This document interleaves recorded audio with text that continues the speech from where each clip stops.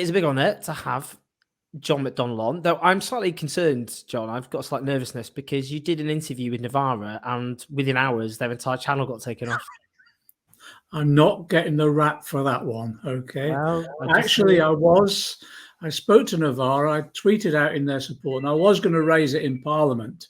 But before I had the chance to do that, it got put back up again. All I'm saying is correlation. The facts speak for themselves. Whatever happens to you over the next 48 hours, I'm not getting the blame for it, all right? Well, we'll let the court of public opinion decide that. Before I start by asking about the budget, let's just zoom in on John's background because, let's have a look. Should we zoom in on John? I'll do it. 1 second. The trombone. There it is. Lovely little trombone. Is that so whenever we talk about anything to do with British politics, you go, wah, wah, wah, wah, because that would be appropriate. Actually, we might well do that in future. Though, what I've done is, what's happened is that I usually operate from my study, and I have been throughout COVID. But at the moment, it's so piled up with files, books, and all the rest. I've moved into the next room, which is my dining room, where I usually, during COVID, I've been using it for learning the trombone. That's been my COVID project, was to learn the trombone because it's been an ambition for quite a while. I'm not dexterous enough to do a trumpet or anything like that. So I thought what I'll do is I'll try, and I do once a week, I have a half an hour, 3/4 an hour lesson on the trombone with a young man online, and he takes me through, teaching me to read music, which is wonderful. I just love it. And then we do a practice on the trombone. I get set homework, which I copy. I try and do each day a little bit.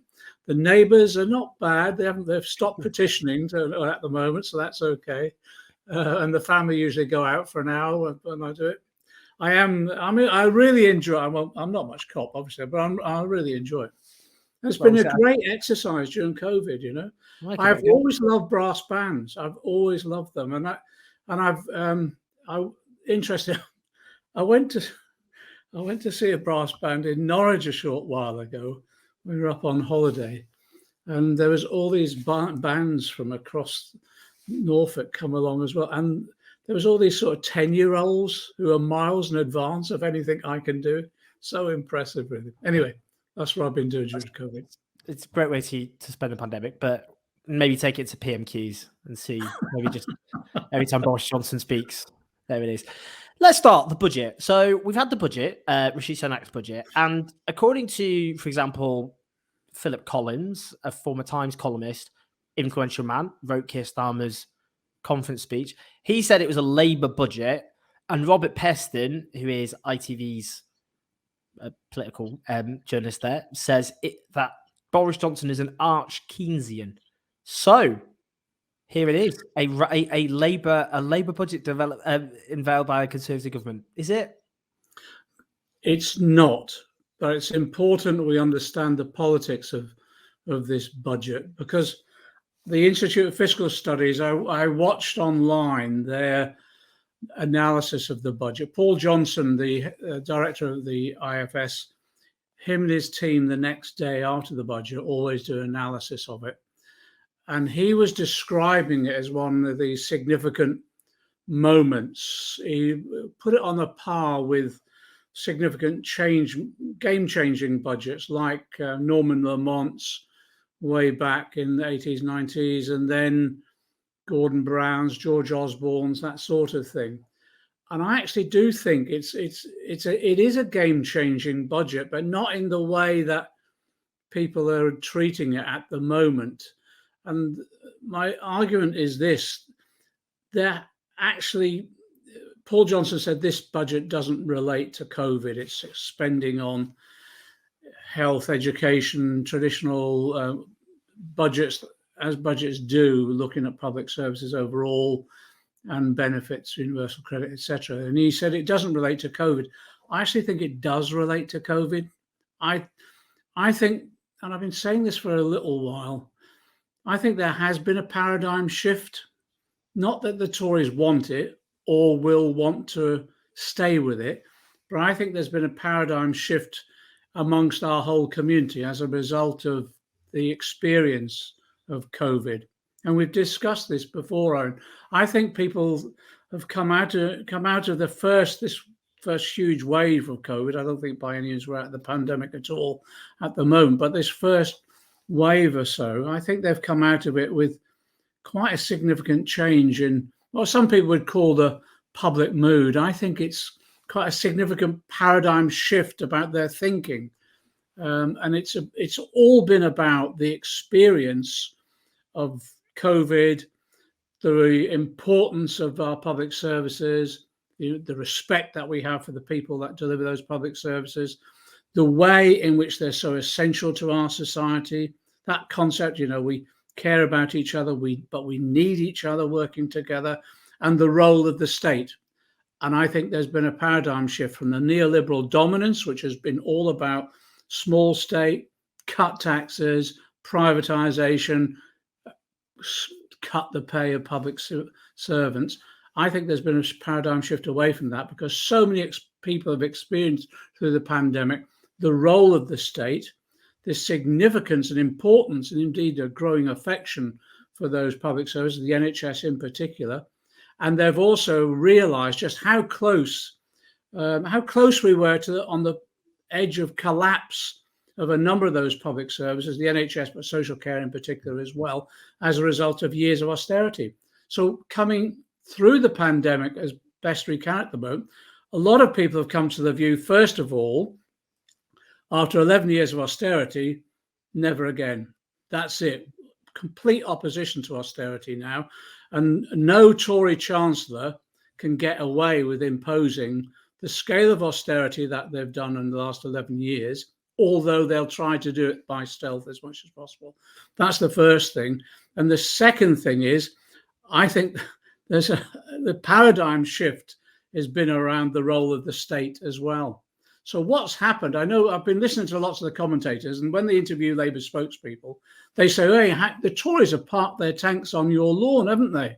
I don't like the military illusions, but if you're going to have a military illusion around this, actually what's happened is overwhelmingly the mass of the people's demands have overwhelmed the trenches of the Tories. And what no Tory government could get away with another period of austerity on the scale that we've seen. No Tory government can argue anymore about the small state and get away with arguing. But people realise you need the NHS, you need social care, you need your local councils, you need those paramedics, and yes, you need those policing services as well, the role that they've played within our society. So I think there's been a huge political paradigm shift in our community now. Sunak has had to, and Sunak and Johnson have had to recognise that. And I also think Tory polling, but also Sunak's own public relations team's polling, because they'll be investing a hell of a lot of money on this, will be feeding back to them that actually they've been forced into certain changes. And that's why this budget came the way it did. But let's not kid ourselves. What they've done is they've tried to do the minimum possible by way of change so that they can survive. And then what they'll seek to do, and it was betrayed really in the last section of Sunak's budget speech, what they'll try to do is return as soon as they possibly can to traditional Thatcherite, cut the taxes, reduce the role of the state. And also it was interesting because he included in the fiscal rules another attack on welfare benefits as well. So I think we need to look at it in that context. And I think it holds out huge opportunity, political opportunity for the Labour Party. First of all, it confirms what we've been saying for years now, that austerity was a political choice, not an economic necessity. That's the first thing. The second thing, it opens up quite a significant divide amongst the Conservative Parliamentary Party in particular. And you'll see that there's the Thatcherites who really are giving Sunak, interestingly enough, for the first time, giving him a hard time about all this tax and spend policies in this budget.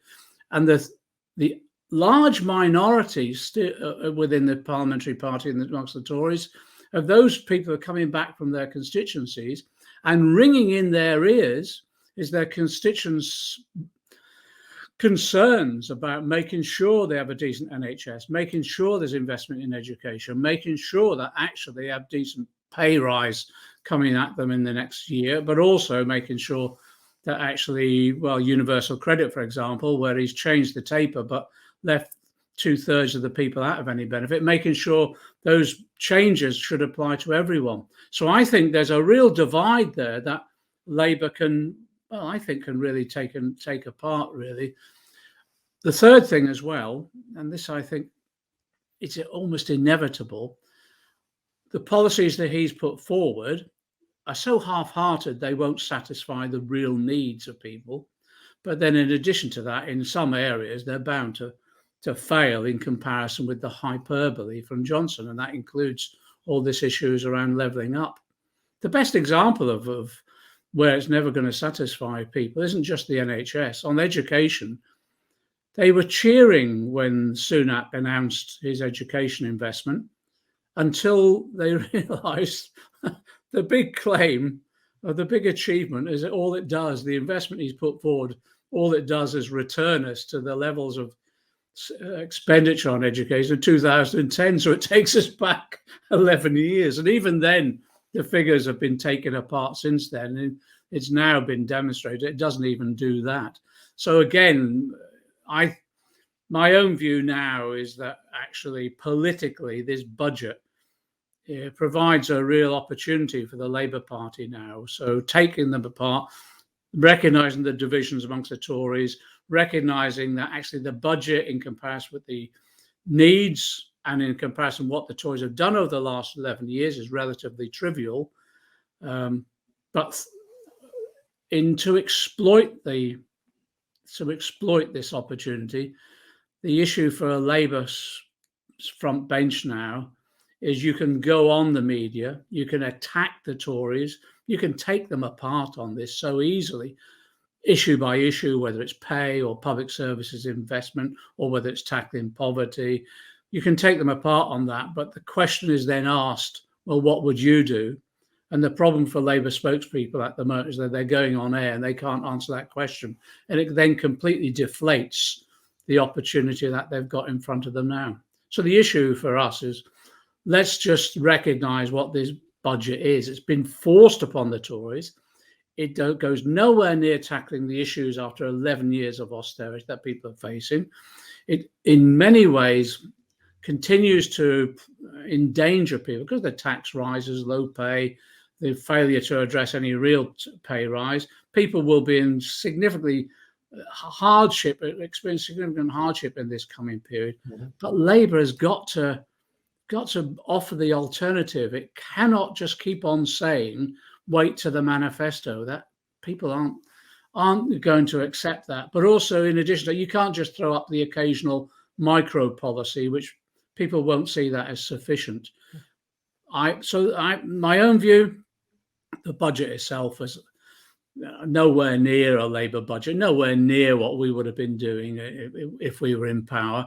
But in addition to that, I think it does display such a huge paradigm shift politically in our wider community. Mm-hmm. That's where Labour could really come in and build upon that with a radical programme, you know? I mean, one of the things I was interested in terms of, I suppose, with all this talk of the Tories having abandoned austerity and actually now expanding the state in a way, I suppose, that maybe German Christian Democrats or French Gaullists and other European centre-right projects would have been comfortable with, is actually there's this misunderstanding that a left-wing approach to the economy is simply statism, as in how big is the state, when actually it's about whose class interests, I suppose, that the state serves. And Test and Trace is quite a striking example of that, because obviously you could look at that as a huge public investment, but in practice, obviously, it was disastrous on its own terms, and it ended up subsidising private contractors being paid more than £6,000 a day, Serco, G4S, and so on. So what do you think? Do you think that's what people are misunderstanding, I suppose, about the Johnsonian approach to the economy? It's not about so much, embracing left of centre economics. It's about expanding the role of the state in the service of certain private interests. What Johnson's up to, and it's pretty obvious, isn't it?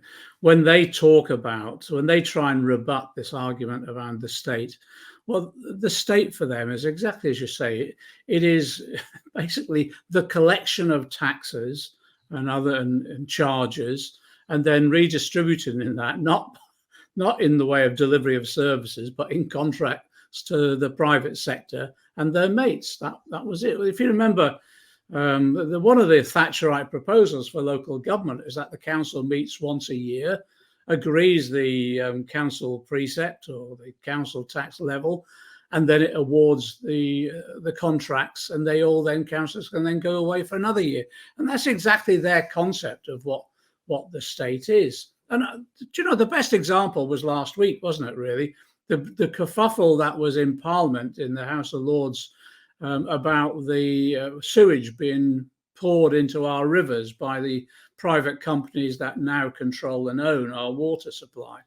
That was a classic example of what really has happened within our society itself, whereby something that's been owned by us all, it's a natural resource, we owned it under the state, and as a result of privatisation, it's now in private hands. They're ripping us off, they're making a fortune, they're using it for tax avoidance scams, and then they're polluting our waters as a result of that. So what would we do? We'd say, well, the most important thing is to bring it back into public ownership.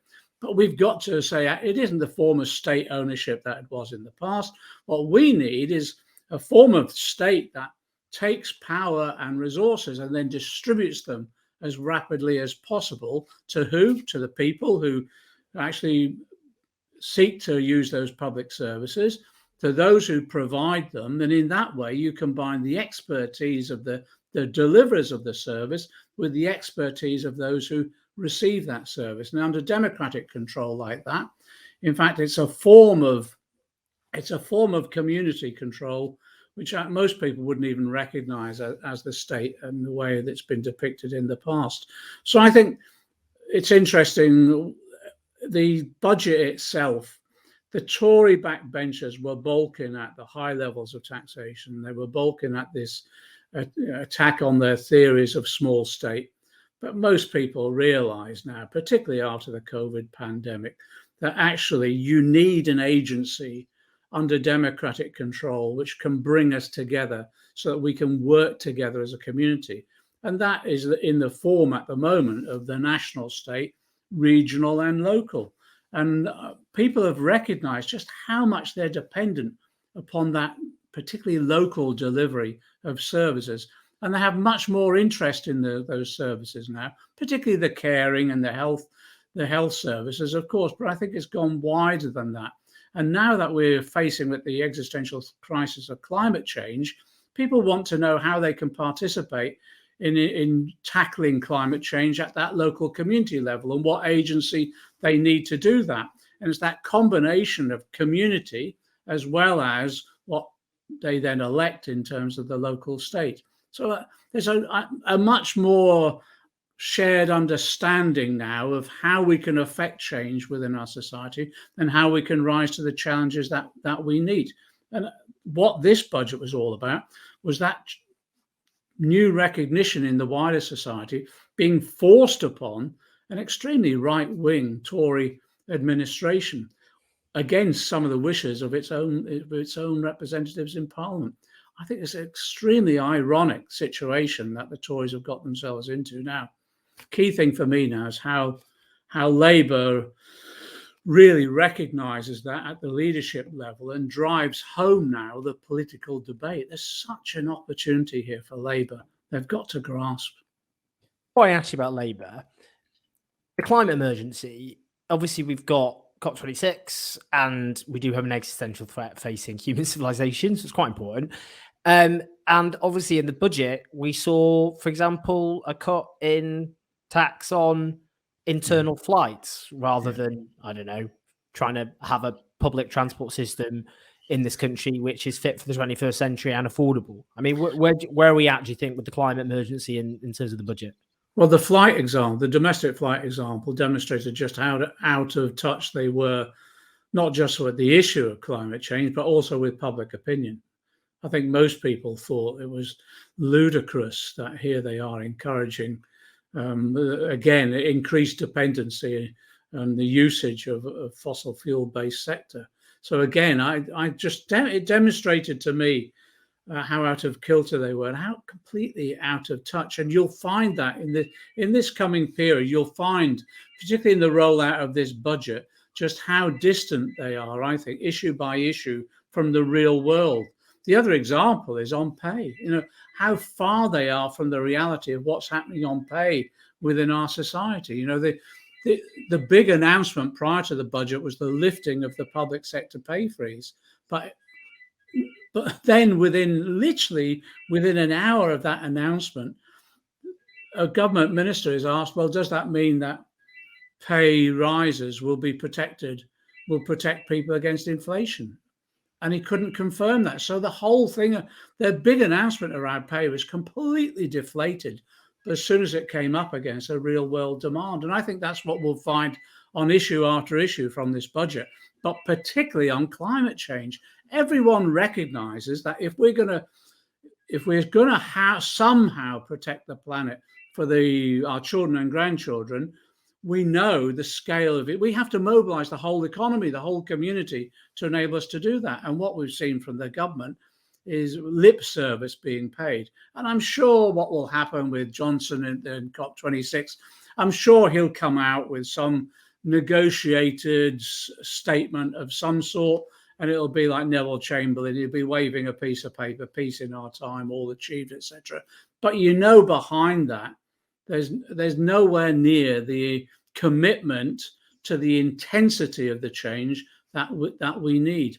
And again, that does provide the Labour Party with a real opportunity, working with other progressive groups as well, provide the Labour Party with an opportunity to show leadership in this matter. And one example of that, which I found interesting, was when Ed Miliband was interviewed on Newsnight about climate change issues. And he was very clear on what was needed about the scale of investment, but he was also clear about the role of the state and public ownership in doing that, particularly with regard to energy, water, environment, etc. And then within 24 hours, he gets slapped down by the Labour leadership, basically moving away from him and even briefing against him. And I just thought, well, that shows really that I don't think they've fully understood the importance now of this issue and demonstrating just how Labour has a programme that's radical of a scale to be able to deal with it. So I'm hoping maybe now this next couple of weeks will push the Labour leadership into a position where they're much clearer. Rachel Reeves' speech to Labour Party conference about the scale of investment, I think was very good. It did set out at least some parameters of the scale of investment. I actually think we've moved on since then. I think the figures need to be significantly revised upwards. But you need to, alongside that investment, you've got to demonstrate just how much you're going to control where that goes and how that is democratically controlled at the local, regional, and national level. And that must involve levels of public ownership when we've had a lot of our climate problems has been as a result of decisions made in private sector boardrooms against the interests of the community overall, and whether that's about polluting our rivers or whether it's about the failure to insulate people's homes or whether it's about the failure of actually ensuring that our energy supply system is no longer dependent on fossil fuels. All of that has been held back by private ownership. So Labour, we mentioned Labour. So, and some people go, oh God, you're going to criticise Labour. Oh, you never hold the amount of videos and columns that I write about the Conservatives, a bit tedious, but some people don't like the Labour leadership being criticised, not a cult.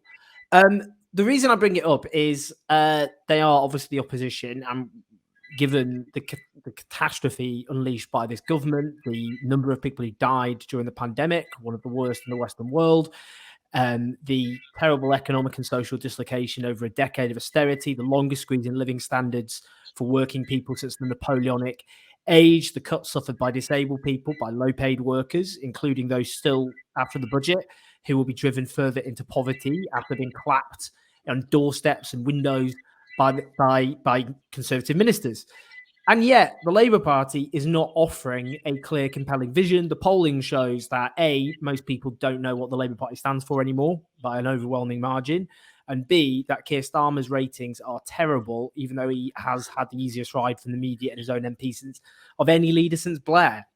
So I suppose a lot of people would go, well, it's all well and good to just say how terrible the Conservative budget is, but Labour is not offering any compelling, coherent or inspiring vision, and has left the people of this country completely confused and bewildered about what they even represent. I think there's a real issue. We've got to be honest about it. In the polls, what's been happening has been a sort of corrugated effect. We've bounced along the bottom. The Tory lead narrows when there's a screw up by Johnson, when something goes wrong, when there's been an exposure in the media of yet another one of the government's failures. And we narrow that lead, but we narrow it not on the basis of an increase in Labour's popularity. We narrow it on the basis of the Tories losing some support, and that support largely going to the don't knows, almost the non-voters. In addition to that, we have to be honest that Keir's personal poll ratings have collapsed, and that's a consistent trend in the polls at the moment. So my view is, and I keep repeating it time and time again, is we could be into a general election by, I think, spring 2023. In fact, interesting, the gossip amongst Tory MPs, is that they want to go in 22. And the argument for that is that they think there could be, if the longer they stay on at the moment, there could be quite a significant dip in Johnson's own popularity, as, for example, like this budget, the promises that they hold out are seen to be, they failed to deliver on their promises, and they seem to be absolute shams. People will feel conned, and especially if, particularly around issues around pay and income, that people's pay remain relatively frozen, and if not going backwards as a result of increases in energy prices, inflation, all of those issues. And that's exactly what Institute for Fiscal Studies, Resolution Foundation, New Economics Foundation, all are predicting over the next 18 months to 2 years. So there's amongst the Tories, some of them want to go earlier than 2023, but I think it's most probably is spring 2023. So the argument I've been putting across, not the argument, what I've been issuing or raising, the warning I've been raising with anyone who will listen to me anywhere near Labour's front bench, is if you want to learn the lesson of December 2019, in that general election, yes, it was a Brexit election, but actually during that election, we tried to shift it away from Brexit as much as we can. And I was throwing policy out after policy out during the election campaign, partly because in a normal cycle, those policies would have been developed over the next 2 years. The election occurred 2 years early. But we were desperate. And what happened to those policies? That they were all individually popular. But when you throw out policies like that, if you hadn't prepared the ground and you haven't had time to, people just don't think they're credible. So what I've been saying to them is, if there is an election in 2023, spring, that gives you you've got 18 months. 12 months of that should be about setting out your views about what sort of society you want to create, the principles of that, then looking at least now the basics of the program that will achieve it, and you bed those policies in. You announce the policy, you rebut the criticisms that will come in from the Tories, and then you translate those policies into what it means for individuals, their families, individual communities, and then obviously the country overall. And you need time to do that. And if they don't start doing that soon, people will continue of the view, what does Labour stand for? And they'll continue of the view that there's a lack of leadership coming from the Labour Party to show us what sort of world they want to create and how they're going to do it. So I think my fear is they're running out of time. what does that mean for the movement overall? Well, I think the movement overall, we need to be asserting this. Labour Party conference, there was good debates around policy. And if you look at some of the decisions that were made there around climate change, education, the health service, they were a fantastic compilation of the debates and ideas that people have got, really creative as well. And what we should be doing is saying to Labour leadership, that debate has taken place. You should now be campaigning on that platform, because in that way, we stand a chance of winning the next election. If you don't, we'll drift into the next election. And to be frank, one of the worst Tory governments that we've ever experienced, that's caused the deaths of people, not just through austerity, but through the COVID crisis as well, that brought our public services to its knees and has inflicted real poverty on people as a result of low wages, insecure work, and cuts in our welfare benefit system. They'll get away with it, and we can't let them do that. So it's almost like a wake-up call to the Labour leadership, the Labour front bench. For goodness sake, let's get out there now. Let's start really setting out what we intend to do when we go into government. Otherwise obliteration. I mean, well, that's the point. I suppose a lot of people might now go, well, look, Keir Starmer's not a man of his word, because he made a series of commitments during the leadership election, which he's abandoned. Radical domestic policies fused with party unity, electability, professionalism, and so on, none of which have been honoured. And people around him just detest the left in many cases more than the Conservatives. I know that as a fact. I've known many of those people for many, many years. I go back when I was a bag carrier for you, as it so happens, and I knew some of those people when they were bag carriers for other MPs. But also, in terms of the odds of coming up with a compelling alternative, it just, the cupboard is empty. And if you look at Theresa May, she originally, when she became leader, was seen as a serious-minded, not flashy or charismatic, but public-spirited, which is how Keir Starmer was seen. And she disintegrated because she was seen as wooden and cynical. And in an election campaign, completely collapsed almost. And you can see how that would happen with Keir Starmer against Boris Johnson. He's already lost the seat Labour won in the 2019 election route. He nearly lost another. Yeah. Isn't it just time to go, this guy is never going to be prime minister, but he threatens not just to take the left down with him, but the Labour Party down with him. So what's the strategy then? Okay. First of all, you were never a bag carrier for me. That's true, technically. So that is absolutely true. That's true. In fact, at times, I think it was the reverse, but there you are. It's not good, that. No, but you were never a bag carrier, quite the reverse. I was a bag carrier, but no, carry on. I never carried John's bags, just to make that absolutely clear. You never once carried your bags. You were part of, I thought, what was a brilliant team, to be honest. You and Andrew Fisher and Mary as well, Mary Partington as well. I thought there was a brilliant team with Andrew as well. So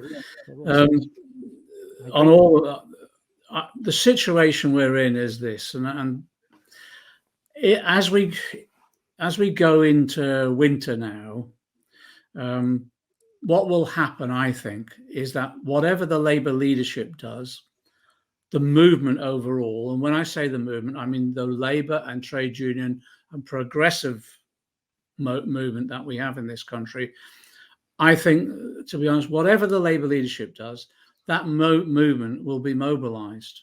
I think the crunch point will be around pay in particular. If you look at a number of trade unions at the moment, there's disputes going on all over the country at the moment on different aspects of trade union demands.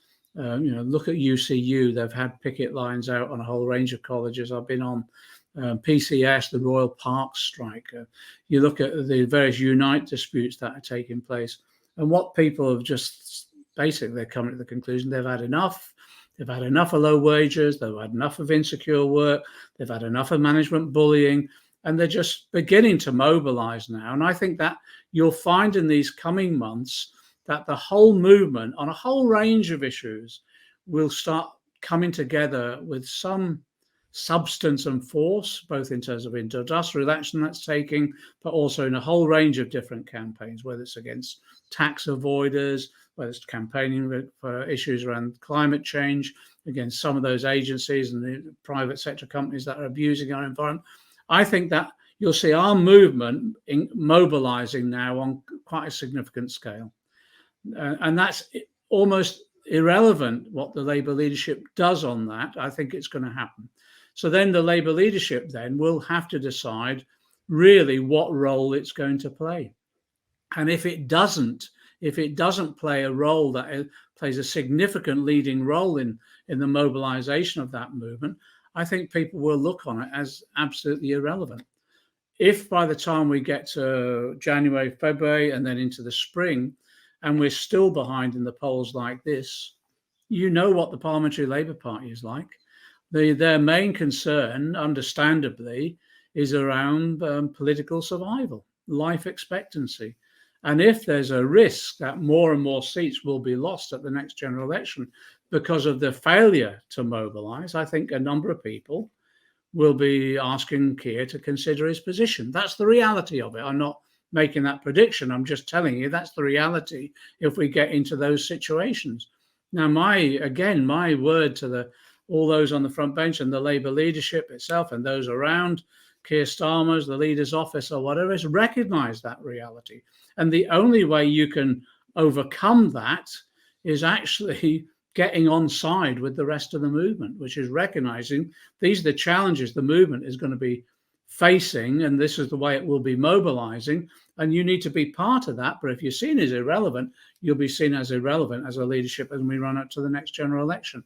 That's the hard truth of it all. What the left does in all of this is do what we always do. We mobilise and we support those struggles, and we do it in solidarity. And yes, if necessary, within the Labour Party itself, we challenge both in terms of policy, but also, if necessary, we'll challenge in terms of position. But what we won't do is anything reckless that divides the movement, quite the reverse. Well, all our work will be about trying to hold that movement together. And, this sounds like strong criticism of the Labour leadership, but actually it's constructive criticism. We cannot go on the way we are and expect just to win an election by default. The Tories will do everything they possibly can to cling on to power.